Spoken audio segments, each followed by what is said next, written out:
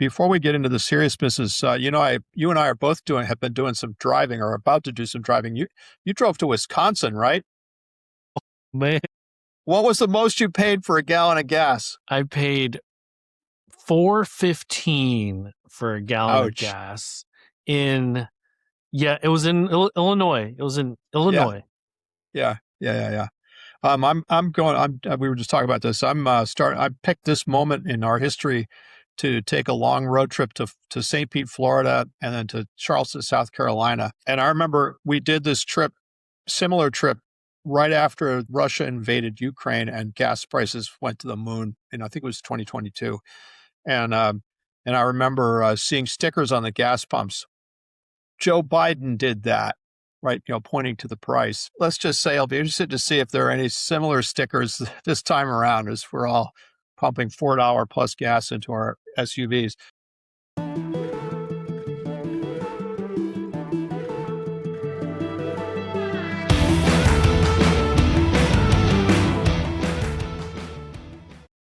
Hey everyone, we're back. Hey Tu, how are you?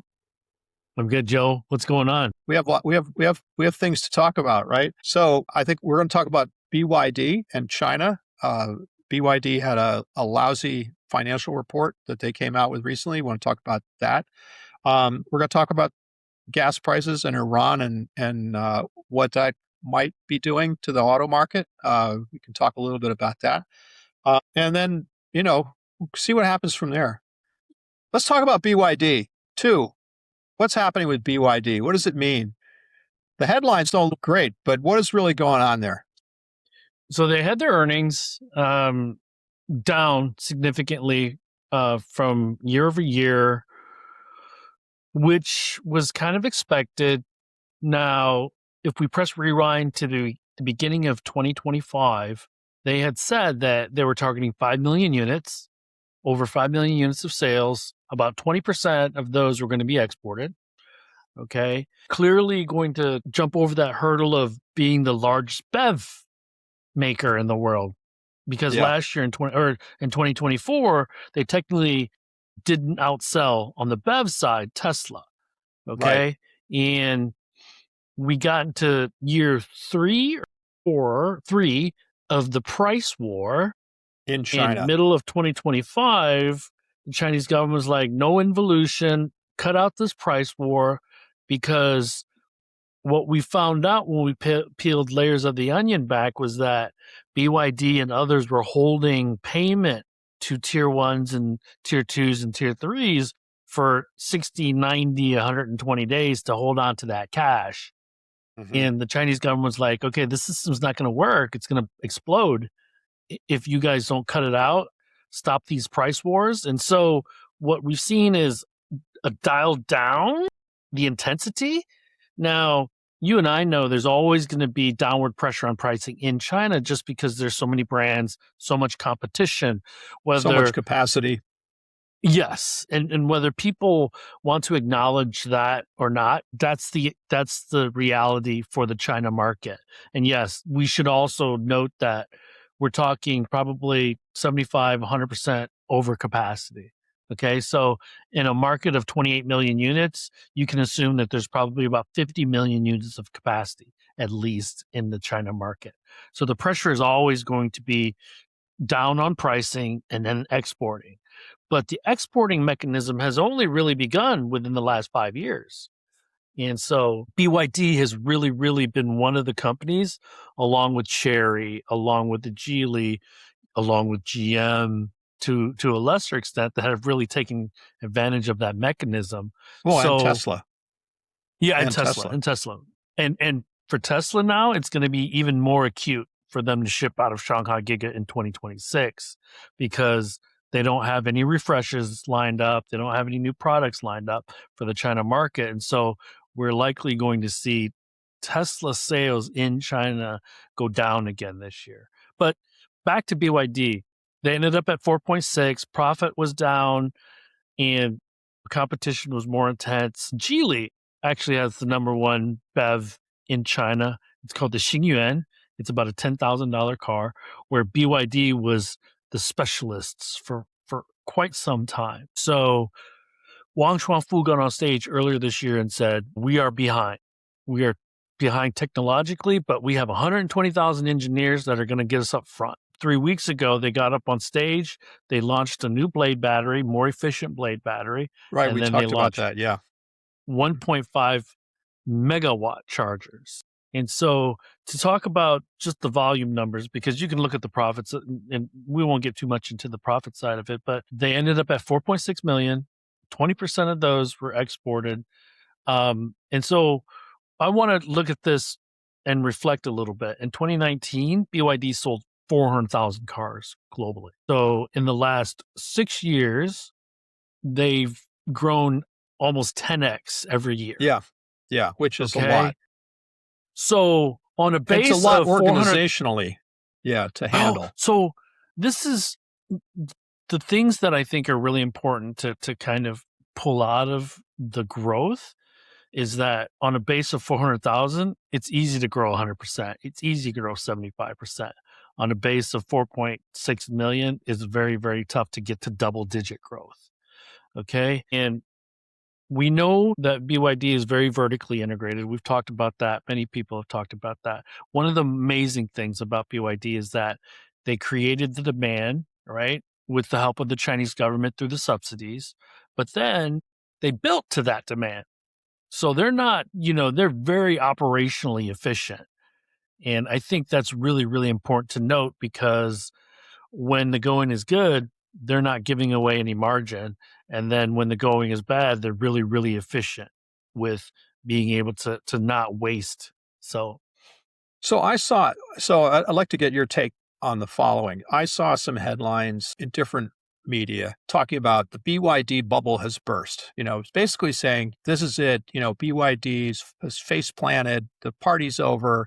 It wasn't lights out, but it was definitely sort of this was a bubble. It has now burst, and this company's coming back to earth.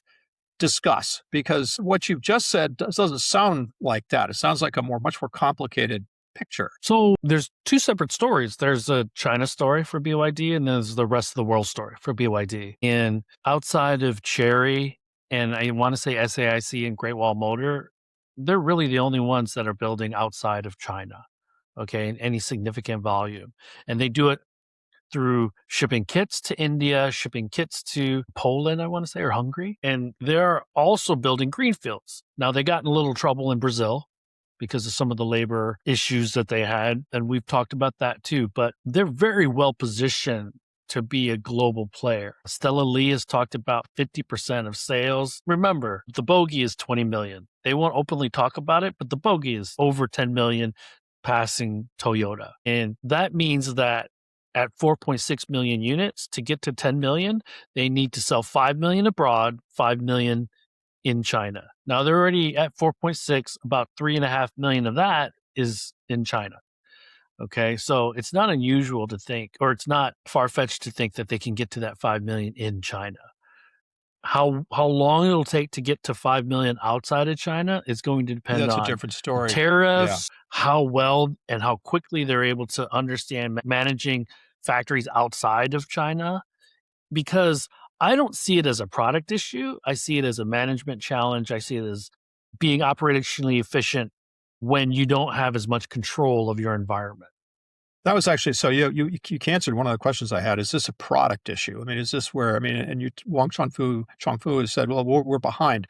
I mean, is this a product issue where they took their eyes off the ball somehow, or got distracted by the price war and failed to see something important in the way the market was developing? Or is it that's just the CEO saying, look, we got to step it up? I mean, and honestly, I want you to talk about this. It's not just, BYD had a lousy quarter relative to its recent past, but they didn't, as I understand it, they didn't go all the way into the red. They're not hemorrhaging cash. And in fact, several of their competitors in the Chinese EV sector also have started reporting profits, right? I mean, so this is a group of companies. I mean, here we are in the United States, where all but one of the electric vehicle producers loses money on EVs, right? I mean, and in the case of Rivian and Lucid, it's just unbelievable amounts of money on a per car basis. But in China, these companies like NIO, Xiaomi, So the they're three earning most money. recent, Yeah, the three most recent: Leap Motor, which is 20% owned by Stellantis, Xpeng, and then Neo. Okay, so there was that narrative that nobody makes money. Now we're talking about accounting profitability. We're not really talking about putting a lot of money in the bank profitability, but nonetheless, Just start. that's a win. That's a win. Yes. Yeah. Whereas in the West, that might last several quarters because of the nature of the Chinese vehicle market. That might last 2 quarters. And if you're not refreshing your vehicles and your products every 10 to 12 months, this is what happened to BYD. They're a victim of their own success, Yeah. quite frankly, a little bit, because in order to get fit, Geely, Chery, Wuling, which is a GM brand, and Baojun, they all had to get better products at the $10, $12, $14,000 price point, which is the best thing about that win for the Chinese consumer. The second thing is that because BYD was so relentless, it created this standard that it seems like it's impossible to keep up. So They're certainly difficult while making money. I want to stay just on this subject for just one or two more beats, because I think last week or the week before, I can't remember now. Last week or the week before, I started the high-speed rodeo by saying, China speed is the new lean production. In other words, the speed with which these Chinese EV companies, or actually a lot of Chinese companies, but let's just talk about the auto sector, because that's what we know, or I know. The speed with which Chinese EV companies bring new technology and new models to market and the new products, it's a new way of doing business. And it does seem like the Chinese auto market's brutal, but it's a crucible for becoming super competitive. Kind of the way in which, different story, we're not going to go through all the history, but what made Toyota and Honda great was that they had to learn how to operate and be successful in a Japan of the 1950s, 60s, and 70s that had comparatively little capital and little in the way of resources, certainly compared to the United States or Europe. And so they learned how to make their vehicles happen with half the capital, half the labor, half the footprint. That's the lean production formula.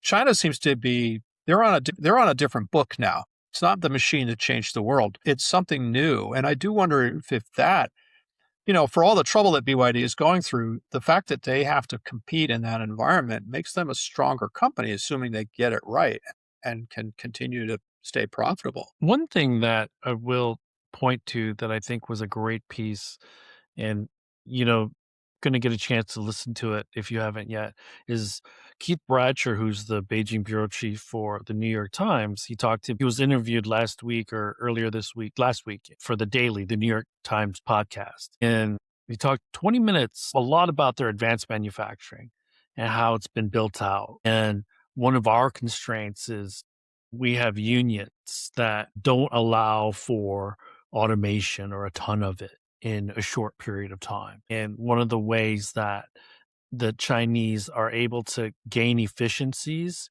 is because they have a highly, highly automated manufacturing process, or at least many of the OEMs in China do. And I think that's quite an advantage for them from a cost standpoint, because the tooling and the robots are expensive, but when it's amortized over 4.6 million units, that's a lot easier pill to swallow.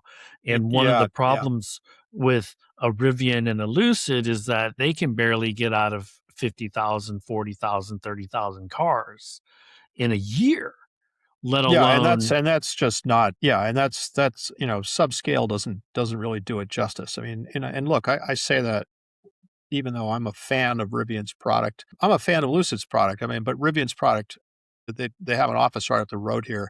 I like what they're trying to do, but you're right. I mean, at current scale, it doesn't work, and they know that. I mean, that's why they're trying to increase their scale. I read the print article that Keith did.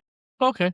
And by the way, I mean, a lot of people listening to this probably know who Keith is, but he worked in Detroit many years ago and did some really terrific work, somewhat at my expense, on the safety problems with Ford SUVs. But hats off. So to you him. guys are competitors, I guess. Yeah, well, yeah.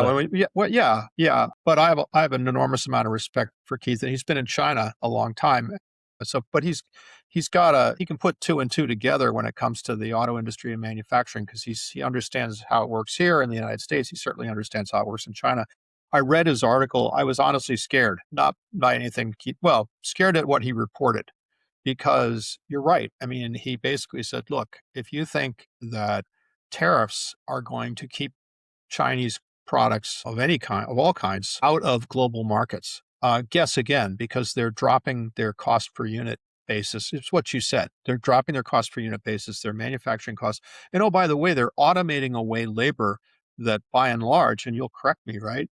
By and large is still paid less on a per hour basis by far than most Western, certainly the US or Germany. So it's not like their labor costs, but human labor costs are some outrageous burden. It's just that Right. they're right. I mean, but they're automating anyway at a far faster and more aggressive pace because they can drop the cost of production, increase the pace of production, and really take the lead in manufacturing. I mean, this is another podcast because I want to come to some other stuff, and hopefully we can get Keith on to talk about this. If you're sitting here in the United States, right, and you're saying, oh, tariffs are going to help bring back manufacturing, that's a lot more has got to happen for that to work out because the pace at which China is advancing is pretty alarming. And if you're a Westerner, I think the fear you're alluding to a little bit, Joe, is because you and I live in Michigan, so we trip over automotive friends, and we have a lot of them, dear friends that we want to be successful, that we want to have great careers in the automotive, whatever they choose. But we're only going to be able to compete if we can automate almost as much, in my opinion. High labor costs and, productivity goals and things like that. We just need to be faster. And it's not just I the don't know what the right factory. answer is. I'm not a Well, politician, yeah, so I don't like know I what said, the it's right a whole answer nother is. podcast. It's a whole nother podcast, and it's not just the factory, right? It's the cost of everything. And goodness knows that the Chinese aren't perfect. I mean, and I understand that one of the things that BYD has been zapped with in the past couple of months as people have been, gloating a little bit over their stumble, their God's Eye self-driving or automated driving feature apparently has got all kinds of bugs. So it's not like everything they do is perfect. It's not like the speed doesn't sometimes result in, I think, in safety decisions or safety standards that aren't quite up to what the U.S. would consider. But I had a little example of this. Forvia, the French company that makes seats, they have a big North American operation. I went to visit them. They have this cool Zen massage seat. Now massaging seats have been around a while, but this one's pretty neat. And I took a little test drive, and it's very, really nice. They showed this thing. They showed this seat. It wasn't.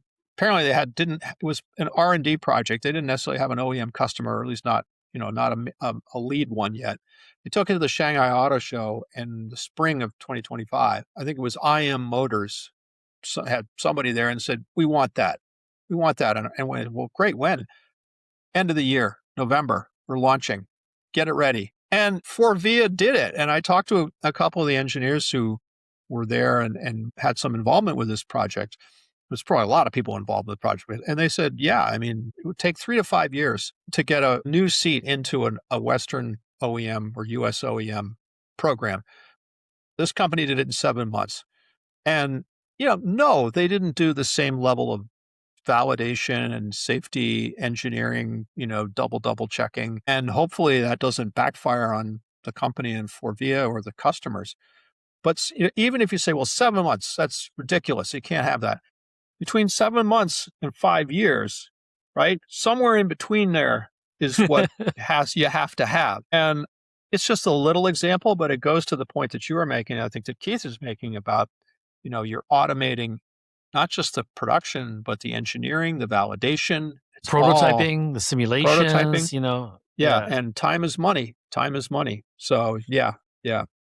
And the one thing that I think is really important to point out about stuff like that is they would argue that the West is over-processed, over-policed, over-regulated, and over-engineered. Okay.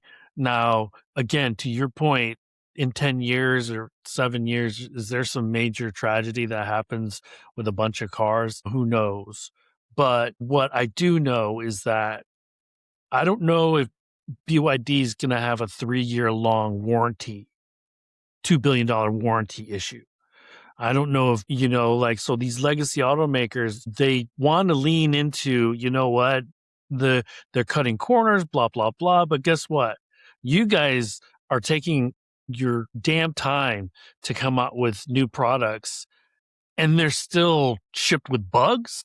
There's still a ton of warranty issues. So to your point, between 7 months and 5 years, there's got to be a happy medium. And to this point, there has to be a way that you can do this without 2 billion, writing a $2 billion check every year for warranty costs. Yeah. Yeah. Things like that.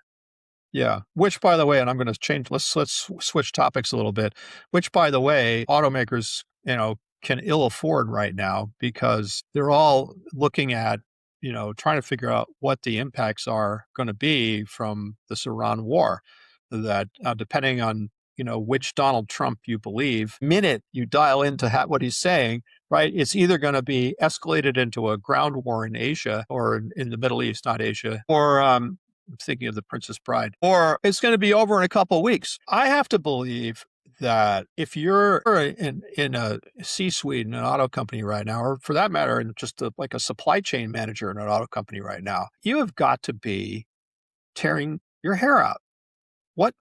I mean, before all this started, there was enough trouble with tariffs and with uncertainty around product and the dynamic.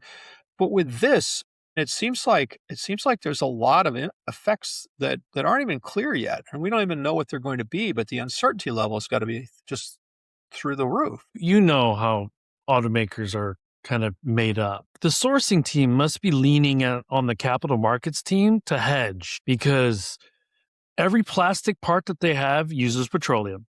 So it's not just at the end of the day, I fill up a tank at $5 a gallon. It's every single piece that you touch is pretty much, yeah. And so they normally have contracts that say if inflation goes up this or commodity costs go up by this percent, you eat until you get to this percentage, and then we add to the piece price. And so the sourcing guys must be tearing their hair out because they know that piece cost is only going to go up across the board, probably on every commodity that they buy. And companies like GM, what they normally do is they have 3 categories: chemical, which is plastic, electronic, which is like the tracks and the motors and e-motors, and then mechanical. And every single commodity within those 3 categories, the prices have gone up effectively. Yeah, and no, that's right. And it took me a little bit, not forever, but it took me a little bit to kind of fully appreciate the kind of nooks and crannies of the supply chain that are going to be affected by the disruption of energy out of this, through the Strait of Hormuz. I did not know, but I know now that the Gulf states who are not able to ship natural gas and not able to ship product out of the Straits of Hormuz are a huge supplier of helium, which is used not only in party balloons, but it's also used as a right. It's also used in the process of making semiconductors. I guess it's a coolant, right? Who knew? Well, if you knew, a lot of people knew. I now know, and you wonder, well, did the administration know? Because that's been disrupted. Diesel prices, just come back to somewhat more kind of, gnarly example. Transport costs, right? The diesel has just gone over. It's well over $5 a gallon. That's not what it was when people were writing their transport cost estimates and their contracts for, carrying, hauling trailers full of parts from one place to another. Bills are going to come for that. I mean, it just seems like before February 28th, people were worried about the tariff impact, $35 billion worth of tariffs levied on the U.S. auto industry. Who was going to chow down on that, and how is that going to get passed along? And the suppliers, the suppliers are screaming at the OEMs. The OEMs are beating up on suppliers. Now, on top of that, you have this. And it just seems to me, I mean, look, it could be over in May. Everything could be fine by June. It doesn't seem like that. And it just seems like right now we're kind of all hanging in midair, waiting for these companies to acknowledge that things are not going to go like they hoped. And even if things get settled, and let's hope they do, right? Yeah, Because there's lives at absolutely. stake. Even then, most of the, I won't say most, a lot of the fields have been bombed. So infrastructure needs to be rebuilt. So that's time. And, I tweeted this out because BYD is like, no, our exports are actually going to go up higher now. They didn't say because of the Iran war, but George Papard, who played on 18, right? I love it when a plan comes together. That's the Chinese EV makers right now. Mhm. They're licking their chops because let's make this a global conversation for 30 seconds. We're No, go for complaining it. about $4.15 gallon. It's like €4 a liter in Europe. Yeah, no, I know. I'm aware that when Americans complain about $4 plus gas, that the Europeans and frankly people in most parts of the world or many parts of the world are just saying you're such snowflakes. Um, but European petroleum and diesel are going up from relative to their base. I mean, a lot of the difference between their price and ours is government taxation, Yes. which is fine. That's the policy they've taken. But the base upon which they tax is also going up, just as it Yeah. is for us.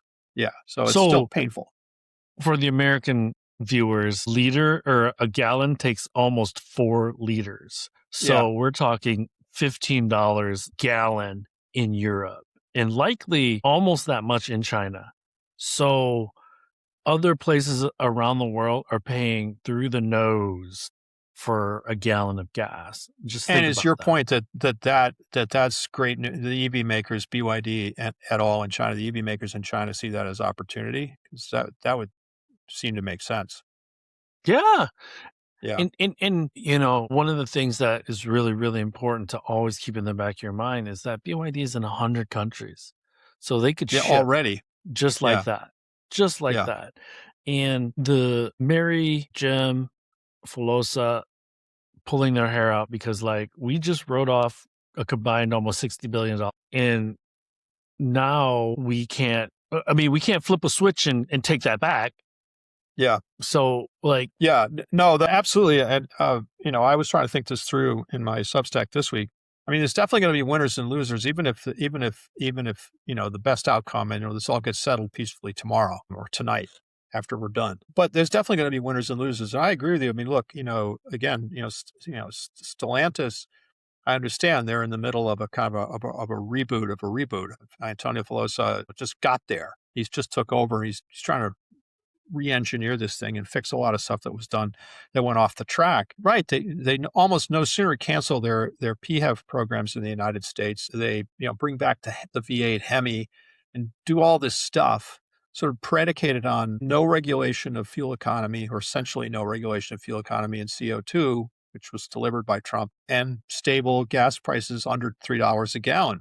Well, you still have the no regulation part, but now you have essentially, and I call it, I mean, it's carbon tax. I mean, politicians in this country have gone around and around saying, well, we ought to have a carbon tax. Of course, they're never going to vote for it. Well, they have it now. It's $1 a gallon carbon tax.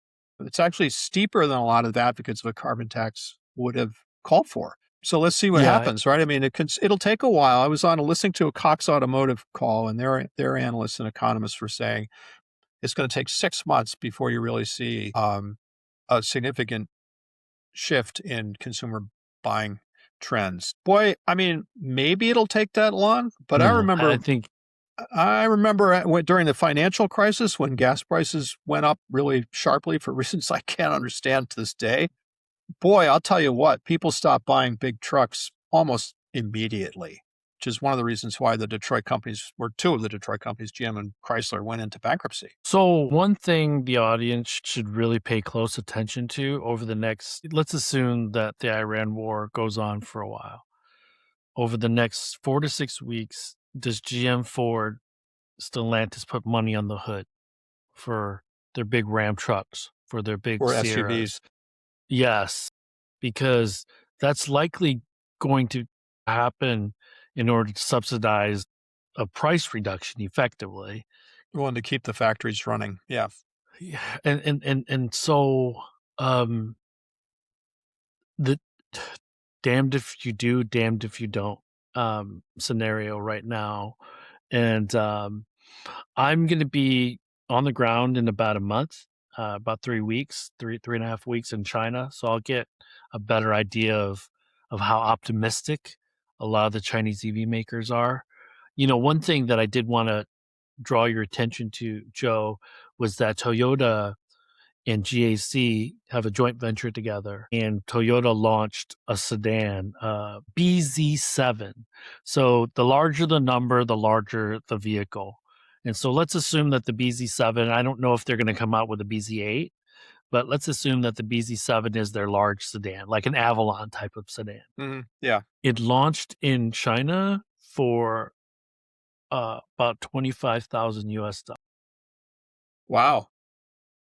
Fully electric, and within the first hour it got like 3,200 orders. But here's the kicker. They couldn't have launched it anywhere else in the world because it has Huawei software, it has Xiaomi App Store, it has Momenta intelligent driving. And I just tweeted right before we got on, what value does Toyota lend to this vehicle except the logo on its nose? Because that's a big part of it, and that's China.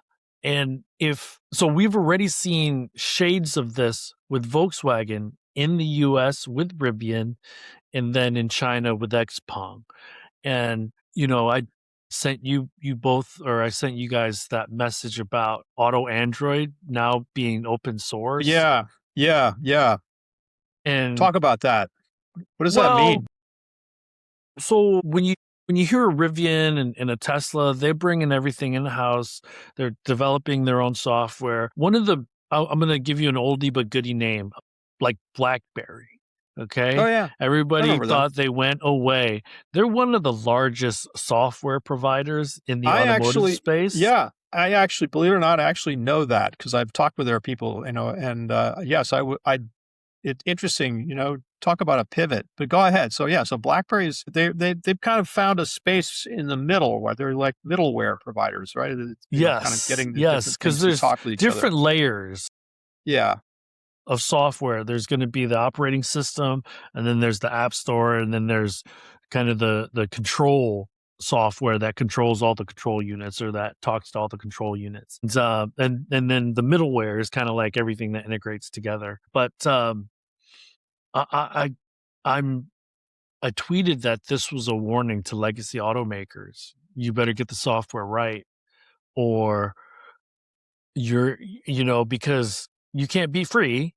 Right, Auto Android is already going to be pretty ubiquitous because I think GM uses Auto Android, and they kick CarPlay out, but they're still using that operating system layer.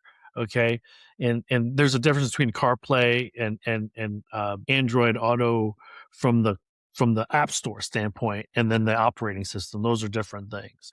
Apple's already created this digital display that Porsche uses for its front console. And, I have to remind everybody that these are trillion-dollar companies at best right now. And I haven't looked at the share price or the market cap in a while, but GM was an $80 billion company as of 3 or 4 weeks ago. It's about right. So yes. That's a rounding error for NVIDIA. So even Toyota, which last I checked was somewhere in the 200 billion, is by far the most valuable of the legacy automakers. Next stop is Tesla. Yeah, I mean, even Toyota is a bit of a mouthful for even one of the big software companies, but it's still a fraction. But the scale of the big digital platform companies and NVIDIA relative to the automakers is just not in the same league. One last thing I'll mention that you might not have seen was that Sato got in front of all of his suppliers in Japan, I think recently, and said, if we don't change, we will not be in business in the future. Yeah. Yeah. And I did see that, and again, I mean, I think that's exactly what he needs to do, as far as I can tell, because who better than the CEO of Toyota to recognize when your secret sauce, game changing, approach, your lean production system, lean development system, you're the thing that's made Toyota what so powerful for what 50 plus years. Who better than him or his people to know when, you know, the game has changed and their secret sauce, isn't so secret anymore and isn't as relevant. It's still relevant, but it's not as relevant. And I mean, I do wonder, I mean, Rivian, and again, this may be completely wrong-headed, but Rivian is making, a lot of money. I think they just got a clearance, essentially hit a benchmark hit a Hurdle. performance benchmark hurdle, thank you, to get another $1 billion from Volkswagen for for their software. Great. And they need the money. But I looked at this Android Auto thing, and I guess my first thought was, well, if Google is going to essentially give away open source, big chunks of what you need to have a software defined upgradable. I like the word upgradable better because it's just some more vivid to me. An upgradable, car. If they're going to give that away, where do companies like Ribbon and Lucid that are trying to sell their software skill, where's their value now? Maybe it's in integrating all this stuff, but it just seems like a threat across the board to automakers. Well, and then if we're really kind of forecasting this out by 10, 15, 20 years, let's assume that building a car becomes really commoditized because of the Chinese, because of advanced manufacturing, and because of the increased simplicity of a battery pack, a gigacasting front end, a gigacasting rear end, and a top hat that the only differentiation is the software you flash in it because they're all screens. And so, the value add really becomes our data, what we can extract from that data and wring from it in order to sell Joe White a new service. And so, because what's really important to also keep in mind is that, first of all, ChatGPT raised $122 billion. That was just today, right? Or yesterday, right? Within the last day. Yes. Yeah. And Yeah. at an $800 billion valuation. So car companies, are they even going to be part of a conversation at all? Because they can't play in that space, not like that. No, I mean, Tesla theoretically can, Tesla theoretically can. It'll be interesting to see. I know the SpaceX IPO, we're not going to go too deep into this, but just to make this point, the SpaceX IPO is happening sometime soon. Could have happened as we speak, for all I know. But at any rate, it's going to happen sometime soon. And that and the things that Musk has been talking about, terafab giant chip making operations in Texas and on and on. Very little discussion, at least, lately, very little discussion of cars. I mean, he apparently made some offhand comment on Twitter about, bringing some sort of people carrier that's cooler than a minivan. Yes, I saw that. And honestly, that I just said, well, great. We're going to have, the cyber truck of minivans. I can't wait. Carry, anyway, it He just believes seems like manufacturing is a nuisance. So yeah, it's a nuisance. Anyway, so even he, I think, has decided that maybe you're right, that it's time to go try something new, put data centers out in space rather than try to keep in touch with this. Well, so a couple of program notes for me anyway. One, we're recording this probably a day before Tesla drops their deliveries. And I just said no one's going to care, but people will care. So it'll be interesting to see what happens with their deliveries and kind of how people respond to that, right? And then, yeah, I mean, I think it's going to be. Here's what I'm watching when it comes to the war. I'm watching, sales of hybrids and EVs. Hybrid market share has been growing faster than any other powertrain, even before all this got started. But it seems to me that if you're Toyota and as you say, the EV companies in the United States market and probably the European market as well. This is a chance to really gain share. So let's see what that happens. I'm going to be watching the used EV market. Okay. I think that's a topic we should come back to, and I think we will come back to. All of a sudden, people have realized there are a lot of EVs that were leased in 2023, 2024, and they're all starting to come back to market. A lot of them, most of the analysts seem to think that a lot of these EVs are going to be deeply underwater in terms of their value in the marketplace relative to the residual value. Bad news for the banks, but great news for consumers. So, it'll be interesting to see if that actually starts, if people say, yeah, $4 a gallon gas, I'm going to buy a used EV. That's what I'm going to buy. So we'll see. And then I think you hit a good point, which is, do we see discounts on trucks and SUVs? We see, any kind of suggestion that demand is pausing for those products. So that's what I'm going to be watching for the next few weeks while I'm road tripping around the southern United States, griping about how much I'm paying to fill up my Jeep. So one of the reasons we decided to have an evening, because you're about to go on an extended vacation, one in. Now we might do another one and with a guest host until you come back, but we'll hold that off. One thing, since you're talking program notes, is we might as well tell everybody, although not many are actually going to be there, we're going to the Mackinac Policy Conference. Yes, we are. And so that's May, what is the date? 26th, right? I think May 26th. Yes. So we're working with the Mackinac Policy Conference organizers to build a program, and we're really looking forward to it. I think it's going to be fun, and there's a lot of people there who know a lot, and we'll hopefully get a few of them on our podcast. And hopefully we'll hear more rumors about who the senators are going to be, who the next governor is going to be, what they're Do we have to? what they're going to be campaigning on to reset Michigan. And I think you and I are co-moderating a private panel with some executives, so I'm looking forward to that. But Joe, safe travels, sir.